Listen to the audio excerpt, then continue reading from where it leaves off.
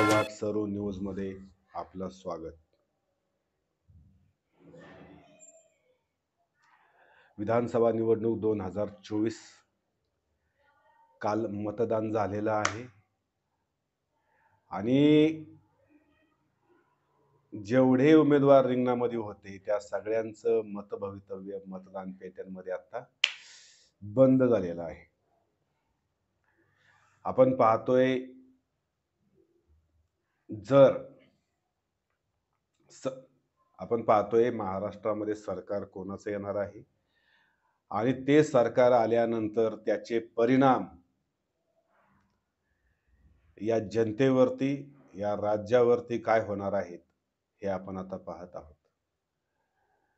महायुतीचं सरकार आल्यावर काय होईल ते मी थोडक्यात सांगितलेलं आहे आणि महाविकास आघाडीचं सरकार येण्याची शक्यता 99% आहे. महाविकास आघाडीमध्ये कोण आहे हे महत्वाचं आहे, लक्षात ठेवा. कोण आहे? साधी माणसं आहेत सगळी, म्हणजे आता ज्यांना न्याय मिळालेला नाही, लक्षात ठेवा. धनदांडगे नाही येते कारण न्याय नाही ना मिळाला. म्हणजे न्यायापासून वंचित असलेले आणि सहानुभूती कुणाला मिळते लक्षात ठेवा. सहानुभूती ही ज्याच्याकडे दुःख असतं त्याला मिळते. त्यामुळे दुःखी दोन आहेत, एक तर शरद पवार आणि उद्धव ठाकरे हे दुःखी आहेत आणि त्यांना न्याय न मिळाल्यामुळे त्यांना सहानुभूती राज्यसभेच्या लोकसभेच्या निवडणुकीमध्ये मिळाली होती. आता विधानसभेचं काय झालंय माहिती आहे का, की विधानसभेला सुद्धा ज्या पद्धतीने महाविकास आघाडीचा प्रचार आणि प्रसार ग्राउंड लेवलला झाला, जनसामान्यांमध्ये झाला, हे पाहता महाविकास आघाडीचे 175 पेक्षा जास्त आमदार निवडून यायला हरकत नाही. कारण परत सांगतो तुम्हाला, की महाराष्ट्रामध्ये मूळ पक्ष 4च आहेत. काँग्रेस, भाजपा, शिवसेना आणि राष्ट्रवादी. राष्ट्रवादीमधून 2 फुटून गेले, ओरिजिनल झाले ते तिकडं. जरी ओरिजिनल ते असले तरी जे शिल्लक आहेत, उद्धव बाळासाहेब ठाकरेंची शिवसेना आणि राष्ट्रवादी काँग्रेस शरद पवारांची, त्यांच्याकडे पक्ष नाही आणि चिन्हही नाही दोघांकडे मूळ. तरी सुद्धा त्यांनी लोकसभेला फार मोठं यश संपादन केलं, हे लक्षात ठेवा. कारण त्यांच्याकडे मतदार आहे आणि केवळ चिन्हामुळे, हा पक्षामुळे नाहीच, केवळ चिन्हामुळे जे मतदान झालं त्याच्यावरती शिंदेचे काय ते आणि अजित पवार सुद्धा आला काय, 1-2 आले वाटतं खासदार, मग निवडून आले. मी सांगायचा मुद्दा काय आहे तुम्हाला, की सगळ्या लोकांचा कल अख्ख्या महाराष्ट्रातल्या तुम्हाला सांगतो 60-70% लोकांचा कल हा महाविकास आघाडीकडे आहे. मुळात काँग्रेस हे पहिल्यापासून मध्यवर्ती भूमिका घेणारं सरकार आहे. ते टोकाची भूमिका कधीच घेत नाही. ते म्हणतात हिंदू तुझंही खरं आहे, मुसलमाना तुझंही खरं आहे, शिखा तुझं पण खरं आहे आणि आता नव्याने उदय आलेला बौद्ध धर्म, ते म्हणतात तुझंही खरं. म्हणजे उदय आलेला म्हणजे त्याचं पुनरुज्जीवन झालेलं आहे आणि ते अत्यंत कडवट आहे, लक्षात ठेवा. ते पण बौद्ध धर्माच्या मार्गावर न चालता आक्रमक, नवीन जो आलेला आहे बौद्ध धर्म, तो एक आक्रमक आहे. ख्रिश्चनांचं प्राबल्य वाढत चाललेलं आहे, ईसाई धर्माचं. हे ह्या महाराष्ट्रासाठी घातक आहे. पण आता हे सगळे मिळून महाविकास आघाडीमध्ये दलित, गोरगरीब, शेतकरी आणि आंदोलनकर्ते, ज्यांना महायुतीच्या काळामध्ये न्याय मिळाला नाही, मुळात ह्यांनाच मिळाला नाहीये, उद्धव ठाकरेंना आणि राष्ट्रवादीला न्याय न मिळाल्यामुळे समदुःखी मतदार, जनता ही समदुःखीच आहे ना, कारण त्यांना पण न्याय मिळाला नाही महायुतीच्या काळामध्ये, त्यांच्यावर सुद्धा अन्याय झाला. तर हे सगळे लोक आताच्या काळामध्ये महाविकास आघाडीच्या पाठीशी उभी राहिलेली आहेत. त्यामुळे महाविकास आघाडीची सत्ता येईल. महाविकास आघाडीची सत्ता आल्यानंतर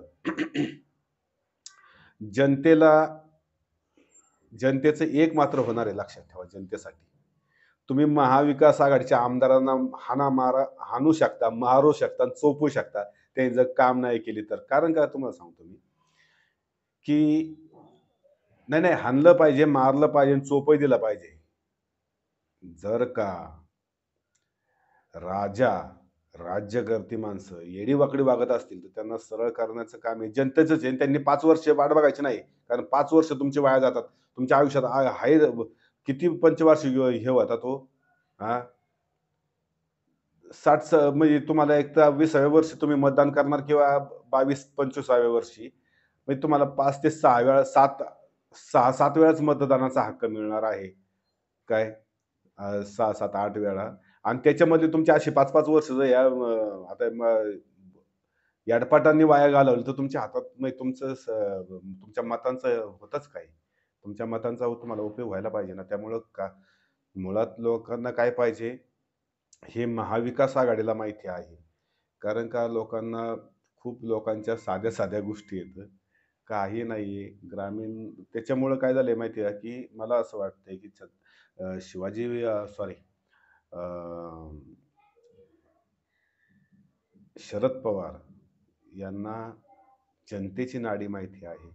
जनतेच्या समस्या माहिती आहेत आणि ते उद्धव ठाकरे आणि काँग्रेसला सुद्धा जनतेची नाडी आणि जनतेच्या समस्या माहिती आहेत. काँग्रेसच्या नेत्यांना सुद्धा. हा एक मवाळ पक्ष आहे म्हणजे महाविकास आघाडी ही मवाळ आहे लक्षात ठेवा. मवाळ आहे आणि सगळ्यांना घेऊन चालणारी आहे. ठीक आहे, काही हरकत नाही. असं एक सरकार स्थापन होत आहे आणि ते चांगलं आहे. महाविकास आघाडी ही महाराष्ट्राच्या दृष्टीने आणि समाजाच्या दृष्टीने हे अत्यंत चांगलं काम करणार आहे. मुळात महाविकास आघाडी अस्तित्वामध्ये आली कशी हे तुम्हाला सांगतो. म्हणजे 5 वर्षापूर्वी शिवसेना आणि भारतीय जनता पार्टीची युती होती आणि शहांनी काही शब्द दिला उद्धव ठाकरे यांना तो पाळला गेला नाही, असं उद्धव ठाकरे म्हणतायत. म्हणून ते काँग्रेस आणि राष्ट्रवादीला मिळाले आणि त्यांनी सत्ता स्थापन केली. काही हरकत नाही ना, करू द्या की. म्हणजे ते काही वाईट झालेलं नाही. दुसरी गोष्ट महायुतीचं सरकार कसं चाललं, तर त्यांचं 2.5 वर्ष सरकार बरं चाललं असं का म्हणायचं? कारण ते आपल्याला यांनी चालवलेलं सरकार दिसलंच नाही. तो कारण संपूर्ण काळ हा कोरोनाचा काळ होता आणि कोरोनाच्या काळामुळे सरकारचं काम केवळ एकच शिल्लक राहिलं होतं, जनतेला वाचवणं या कोरोना काळातील संकटापासून आणि लोकांचे प्राण वाचवणे. त्यांना काय ऑक्सिजन, अमुक-तमुक किंवा हे हॉस्पिटल्स उभी करणे. जिकडे-तिकडे लस वगैरे देणे, ह्या सगळ्या गोष्टी. त्यामुळे 2.5 वर्ष ही केवळ आणि केवळ महाराष्ट्राची ही कोरोना काळातच गेली आणि कोरोना काळामध्ये उद्धव ठाकरे यांनी काही मंदिरांवरती किंवा ह्याच्यावरती बंदी आणली. वारीवरती बंदी होती. हे चांगलं होतं. हे लोकं आता त्याचे मुद्दे करतात महाविकास आघाडी. त्यामुळं महायुती त्याचे मुद्दे करते, की हिंदूंवरती अन्याय झाला, मंदिरं बंद ठेवली किंवा वारी बंद ठेवली. तसं नाहीये. त्याच्यामागचं मूळ कारणं समजून घ्या. आणि मोदींनी सुद्धा संपूर्ण भारतामध्ये 2.5 वर्ष त्या काळामध्ये किंवा कोरोना काळामध्ये सुद्धा सगळीकडे बंधनच होती आणि मोदी सुद्धा तिथं मंत्रालय ह्याच्यामध्ये घरी बसूनच प्रेस कॉन्फरन्स ह्याच्यावरून ऑनलाईन घेत होते सगळे. त्यामुळे ते बीजेपीने विसरू नये असं वाटतं किंवा महायुतीने विसरू नये. आता शिवसेनेचा कार्यकाळ असा होता उद्धव ठाकरे यांचा आणि त्याचा फायदा घेऊन महायुती हे बंड झालं आणि मग गद्दारी झाली म्हणतात किंवा 50 खोके एकदम ओके असंही म्हणतात. झालं असेल असण्याची शक्यता जास्त आहे.